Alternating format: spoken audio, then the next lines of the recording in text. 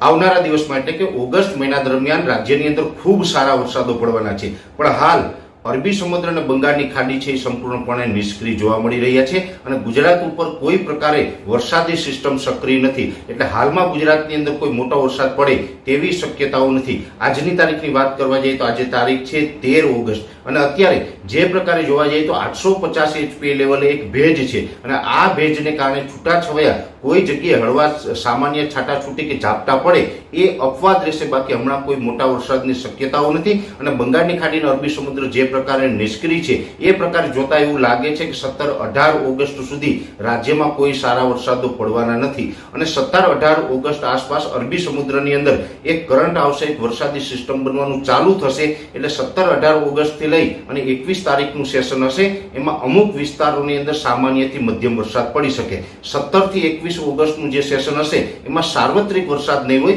પણ રાજ્યના ઘણા બધા જિલ્લાઓને એ વરસાદનો લાભ મળશે જે સામાન્યથી મધ્યમ વરસાદ હશે, એટલે કે 1 થી લઈને 3 ઇંચ સુધીના વરસાદો પડી શકશે। અને ખાસ કરીને 22 ઓગસ્ટ થી લઈને 30 ઓગસ્ટનું સેશન હશે, એટલે કે ઓગસ્ટ મહિનાના જે છેલ્લું અઠવાડિયું હશે 2024ના ઓગસ્ટ મહિનાના છેલ્લા અઠવાડિયાની અંદર અરબ સાગર પણ સક્રિય થશે અને બંગાળની ખાડીમાં એક લો પ્રેશર બને અને અરબી સમુદ્રમાં એક અપર એર સાયક્લોનિક સર્ક્યુલેશન બને। આ સંપૂર્ણ હવામાનની જે ઉથલપથલ થવાની છે અથવા તો જે વરસાદી સિસ્ટમો સક્રિય થવાની છે એને કારણે 22 ઓગસ્ટ 2024 થી લઈ અને 30 ઓગસ્ટ 2024 દરમિયાન રાજ્યની અંદર ભારેથી અતિ ભારે વરસાદ પણ જોવા મળશે અને અમુક જગ્યાએ અતિવૃષ્ટિ જેવા માહોલ સર્જાય તેવી પણ શક્યતાઓ છે। એટલે ખાસ કરીને જે 22 થી 30 ઓગસ્ટનો જે વરસાદનો રાઉન્ડ છે એ રાઉન્ડની અંદર ગુજરાતના 75 થી 80% વિસ્તારને આવરી લેશે અને સાર્વત્રિક રીતે ગુજરાતમાં ભારેથી અતિ ભારે વરસાદનો માહોલ જોવા મળે તેવી પણ શક્યતાઓ માની રહ્યા છે। એટલે ખાસ કરીને અત્યારે હમણાં કોઈ વરસાદની રાહ જોવી નહીં, હમણાં વરસાદની શક્યતાઓ નથી,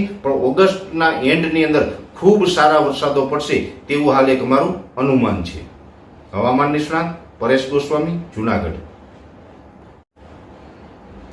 આવનારા દિવસમાં એટલે કે ઓગસ્ટ મહિના દરમિયાન રાજ્યની અંદર ખૂબ સારા વરસાદો પડવાના છે, પણ હાલ અરબી સમુદ્ર અને બંગાળની ખાડી છે એ સંપૂર્ણપણે નિષ્ક્રિય જોવા મળી રહ્યા છે અને ગુજરાત ઉપર કોઈ પ્રકારે વરસાદી સિસ્ટમ સક્રિય નથી, એટલે હાલમાં ગુજરાતની અંદર કોઈ મોટો વરસાદ પડે તેવી શક્યતાઓ નથી। આજની તારીખની વાત કરવા જઈએ તો આજે તારીખ છે 13 ઓગસ્ટ અને અત્યારે જે પ્રકારે જોવા જઈએ તો 850 એચપી લેવલે એક ભેજ છે અને આ ભેજને કારણે છૂટાછવાયા કોઈ જગ્યાએ હળવા સામાન્ય છાટાછૂટી કે ઝાપટા પડે એ અપવાદ રહેશે, બાકી હમણાં કોઈ મોટા વરસાદની શક્યતાઓ નથી। અને બંગાળની ખાડીનો અરબી સમુદ્ર જે પ્રકારે નિષ્ક્રિય છે એ પ્રકારે જોતા એવું લાગે છે કે 17-18 ઓગસ્ટ સુધી રાજ્યમાં કોઈ સારા વરસાદો પડવાના નથી અને 17-18 ઓગસ્ટ આસપાસ અરબી સમુદ્રની અંદર એક કરંટ આવશે, એક વરસાદી સિસ્ટમ બનવાનું ચાલુ થશે, એટલે 17-18 ઓગસ્ટથી લઈ અને 21 તારીખનું સેશન હશે એમાં અમુક વિસ્તારોની અંદર સામાન્યથી મધ્યમ વરસાદ પડી શકે। 17 થી 21 ઓગસ્ટનું જે સેશન હશે એમાં સાર્વત્રિક વરસાદ નહીં હોય,